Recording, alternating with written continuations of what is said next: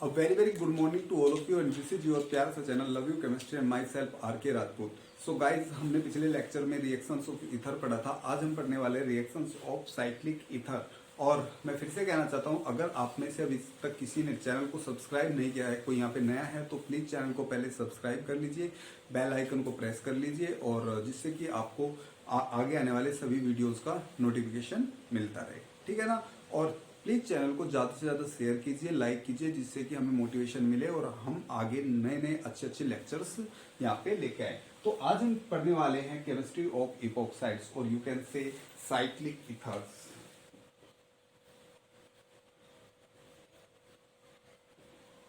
Cyclic ethers की chemistry हम पढ़ने वाले हैं।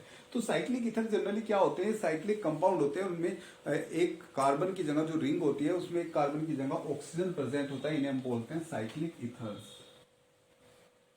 बोलो, समझ में आ रहा है? ठीक है ना। तो जनरली हम यहाँ पे क्या पढ़ने वाले हैं? हम यहाँ पे दो टाइप की रिएक्शंस पढ़ने वाले हैं ईथर्स के केस में।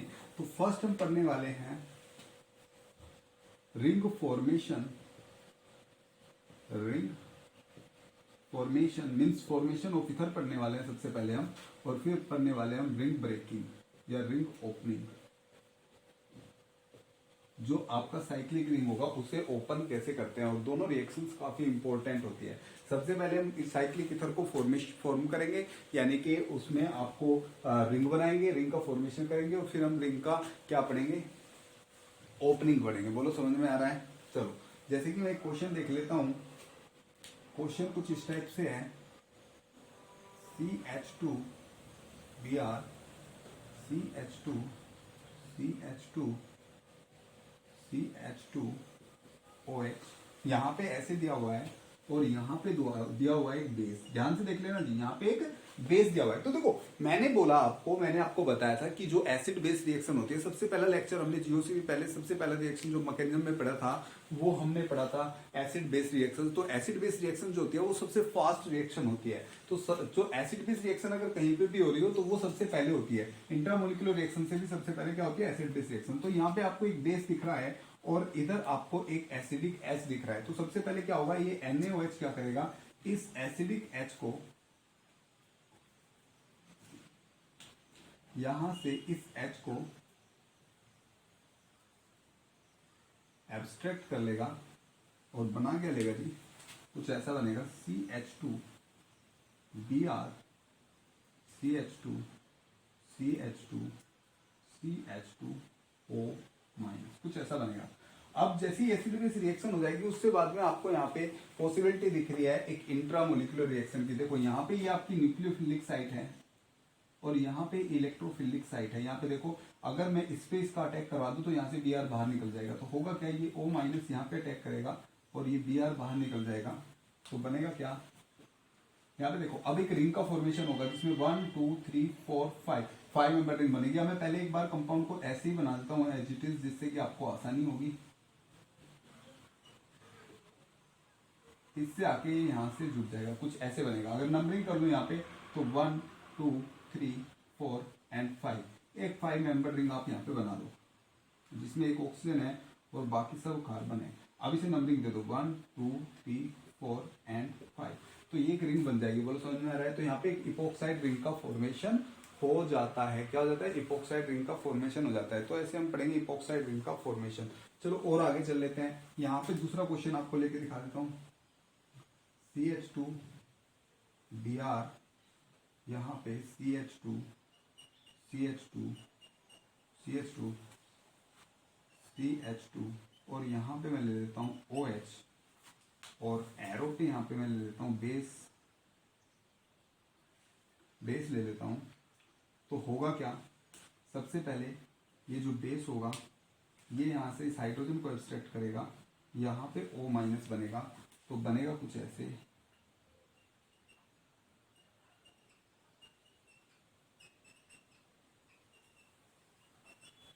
O माइनस फॉर्म होगा। फिर ये O माइनस यहाँ पे आके अटैक करेगा और इस लिविंग ग्रुप को बाहर निकाल देगा। तो बनेगा क्या? कुछ ऐसे बनेगा आपका एक 1 2 3 4 5 6 मेंबर रिंग यहाँ पे बनेगी। यहाँ पे एक 6 मेंबर रिंग का फॉर्मेशन हो जाएगा। मीन्स ये आप इपोक्साइड को किस टाइप से आप बनाते हो। तो सबसे पहले आपको देखनी है एसिड बेस रिएक्शन, फिर देखनी है आपको इंट्रामोलिकुलर रिएक्शन, और यहाँ पे ये बन जाएगा। बोलो समझ में आ रहा है। चलो और एग्जांपल ले लेते हैं।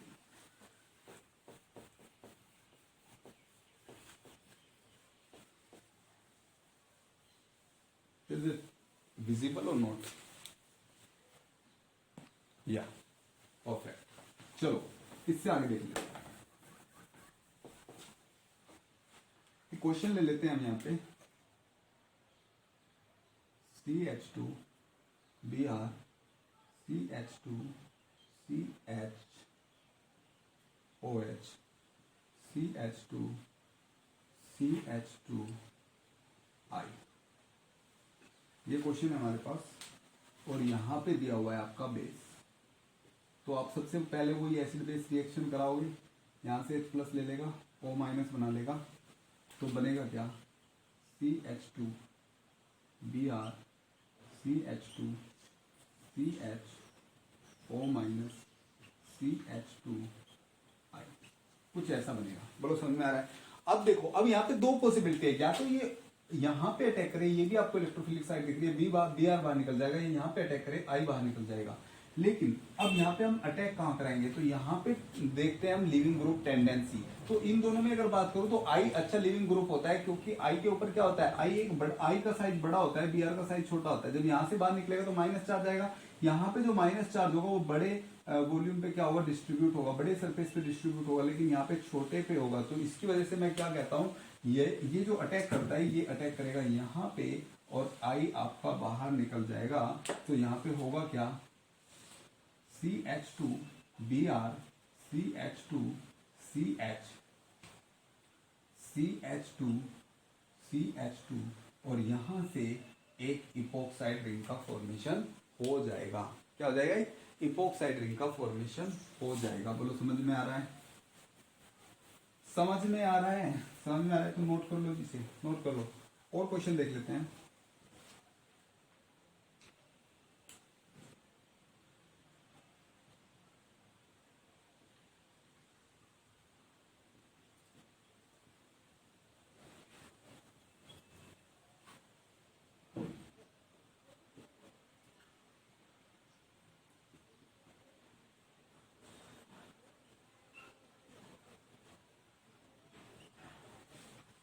तो ये क्वेश्चन देते हैं आपको, ध्यान से देखना इसमें। तो बताइए जी इसमें हम क्या करेंगे। तो सबसे पहले आप कहोगे यहाँ पे बेस दिया हुआ है, बेस पहले यहाँ से H को एब्स्ट्रैक्ट करेगा, O- बना लेगा, तो यहाँ पे आएगा CH2 Br CH2 CH O- और CH2 CI CH3 CH3। अब ध्यान से देख रहे हैं। अब यहाँ पे जो अंदर इंट्रामोलिकुलर रिएक्शन होती है कि यहाँ पे अटैक करेगा, यहाँ पे अटैक करेगा, जो ये अटैक करता है वो होता है आपका SN2 अटैक, या आप कहो यहाँ पे जनरली SNI इंट्रामोलिकुलर अटैक हो रहा है तो SNI अटैक होता है, ठीक है ना। SN2 टाइप का अटैक होता है। तो अटैक किधर होगा? इधर के इधर। तो मैं कहता हूँ कि इधर स्टेरिक हिंड्रेंस ज्यादा हो रहा है, तो इधर आपका अटैक नहीं होगा, अटैक होगा आपका इस साइड। तो ये बाहर निकल जाएगा। बेशक वो अच्छा लिविंग ग्रुप हो, लेकिन लिविंग ग्रुप की लिविबिलिटी तब देखेंगे जब अटैक होगा। वहां पे अटैक ही नहीं होगा क्योंकि वो मोर हिंडर्ड साइट है। तो यहाँ पे बन जाएगा CH2 CH2 CH CH2 CI CH3 CH3। तो 1 2 3 4 मेंबर एक रिंग बनेगी यहाँ पे।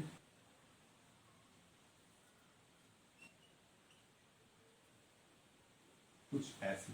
बोलो समझ में आ रहा है? ये बनेगा। वैसे मैं यहाँ पे थोड़ा सा इसे और अच्छे से कर लेता हूँ। क्वेश्चन यहाँ पे कुछ ऐसे दे देते हैं,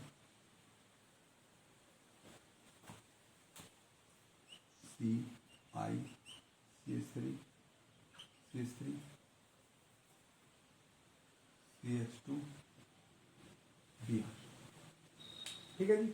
तो ये क्या करेगा? ये बना लेगा आपका CH2 Br CHO minus CI CH3 ऐसे होगा। अब ये O माइनस अटैक करेगा इधर, क्योंकि उधर तो ज्यादा हिंड्रेंस है, और ये Br बाहर निकल जाएगा, ठीक है ना, हिंड्रेंस की वजह से उधर अटैक नहीं करेगा, और यहाँ पे एक 3 मेंबर रिंग आपकी बन जाएगी CH2 CH और CI CH3 CH3। ये आपको यहाँ पे इपोक्साइड रिंग का फॉर्मेशन हो जाएगा। बोलो समझ में आ रहा है? इपोक्साइड रिंग का आपका यहाँ पे फॉर्मेशन हो जाएगा।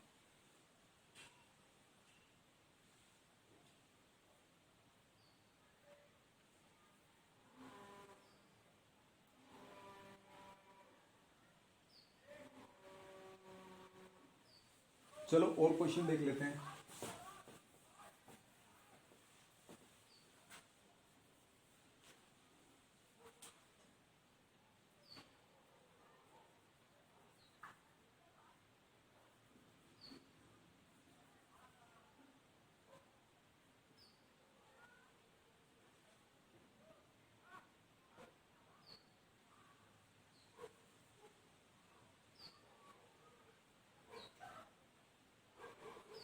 ये कंपाउंड दे देते हैं, और इसमें पहला रिएजेंट देते हैं Br2 विद वाटर, दूसरा रिएजेंट देते हैं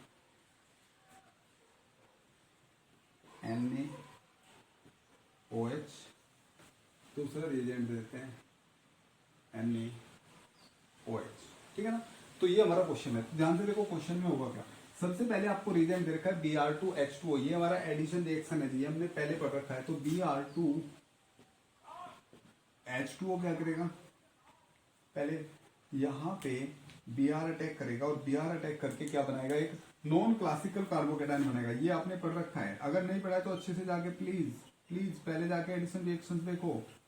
कार्बोकेटाइन का फॉर्मेशन होगा, फिर कौन आएगा, पानी आएगा, पानी अटैक करेगा मोर इंटर साइड पे, ये यहाँ पे आंख से निकल जाएगा बाहर, तो CH3 CHOH बनेगा, और CH2Br बनेगा, ठीक है ना। अब आपको दे रखा है NaOH क्या एक बेस है, बेस दुनिया में क्या करने आए, H+ को खाने आए, ये H+ को खा जाएगा और ये O- बना लेगा, यहाँ पे हो जाएगा CH3 CHO- और ये हो जाएगा CH2Br। अब देखो आपको अच्छे से दिख रहा है, इंट्रामोलिकुलर अटैक हो जाएगा, Br बाहर निकल जाएगा, एक 3 मेंबर इपोक्साइड रिंग फॉर्मेशन हो जाएगा, CH3 CH2 ये बन जाएगा जी। बोलो समझ में आ रहा है, ठीक है ना। तो रिएक्शन काफी अच्छे है, इसलिए आपको सारी रिएक्शंस का पीछे तक सभी रिएक्शंस का ज्ञान होना चाहिए, ठीक है ना। आपको सब कुछ पहले से आना चाहिए, पीछे वाले जितने भी लेक्चर से रिएक्शन मैकेनिज्म को सबको अच्छे से देख दो, ठीक है ना। हर चीज ब्लड में होनी चाहिए, तब जाके आपको रिएक्शन मैकेनिज्म आएगा। और आगे तो जब हम नेम रिएक्शन पढ़ेंगे, रिएजेंट पढ़ेंगे, वहां पे बहुत इंपॉर्टेंट चीज होगी, ये जल्दी से नोट करो जी।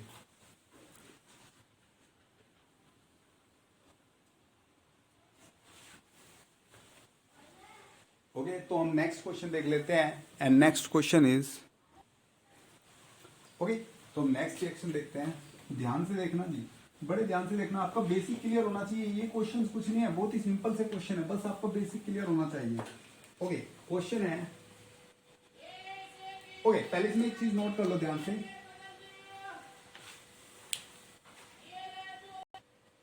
ओके सॉरी, हाँ तो ध्यान से एक चीज लिख लो यहाँ पे, कि जो हम इंट्रामोलिकुलर जो अटैक करा रहे हैं, वो इंट्रामोलिकुलर अटैक करने के लिए जो दोनों ग्रुप होने चाहिए, मीन्स जो आपका न्यूक्लियोफाइल है और जो इलेक्ट्रोफाइल है, यानी कि जो मैं बात सॉरी जो न्यूक्लियोफाइल है और जो आपका लिविंग ग्रुप है, वो एक दूसरे के एंटी होना चाहिए। आपने ये चीज देखी होगी। अगर मैं यहाँ पे बात करूं, जैसे कि मैं कहता हूँ CH3 और यहाँ पे CHOH है, O- लिख देता हूँ यहाँ पे, और यहाँ पे CH2Br है, तो ये अटैक तभी होगा जब ये एंटी है। अगर ये इधर ही हो तो अटैक नहीं होगा, ठीक है ना। तो अटैक होने के लिए आपका जो लिविंग ग्रुप है, लिविंग ग्रुप है और जो इधर से ये न्यूक्लियोफाइल है, ये दोनों क्या होने चाहिए, एक दूसरे के एंटी होने चाहिए। अगर ये एक दूसरे के एंटी होंगे तभी जाके, या एक दूसरे के जस्ट अपोजिट होंगे तभी जाके यहाँ पे अटैक होगा और साइक्लिक रिंग का फॉर्मेशन होगा। तो सबसे बड़ी बात है कि यहाँ पे एक दूसरे के एंटी होने चाहिए। तो अब हम एक क्वेश्चन देख लेते हैं, कुछ क्वेश्चंस देख लेते हैं। क्वेश्चन है, जैसे अगर मेरे पास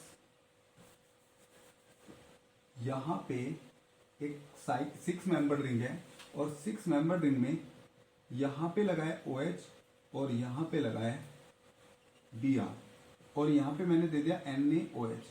तो ध्यान से देखना, जब भी मुझे 6 मेंबर के क्वेश्चन करने हो यानी कि साइक्लोहेक्सेन वाले क्वेश्चन करने हो तो उनमें हमेशा मुझे उसे पहले चेयर फॉर्म में कन्वर्ट कर लेना है, क्योंकि 6 मेंबर रिंग चेयर फॉर्म में एग्जिस्ट करती है। तो पहले मैं इसकी चेयर फॉर्म बना लूंगा। चेयर फॉर्म कुछ ऐसे बनेगी चेयर फॉर्म। अब क्या करना है, चेयर फॉर्म में इन ग्रुप्स को हमने पहले पढ़ रखा है, ठीक है ना, चेयर फॉर्म के बारे में मैंने आपको अच्छे से बता रखा है। तो इन ग्रुप्स को कैसे लगाएंगे, देखो Br का है अबोव द साइड है तो आपको इसे अबोव द साइड लगा देना है। Br को मैं लगा देता हूं यहाँ पे, ठीक है ना, ऊपर प्लेन में ऊपर की ओर है ना, देखो वैज से है तो ऊपर लगा दिया। और OH नीचे की साइड है तो OH को मैं लगा देता हूं ऐसे। बोलो समझ में आ रहा है, ठीक है ना। OH को ऐसे लगा देता हूं, इसे मैं लगा देता हूं ऐसे।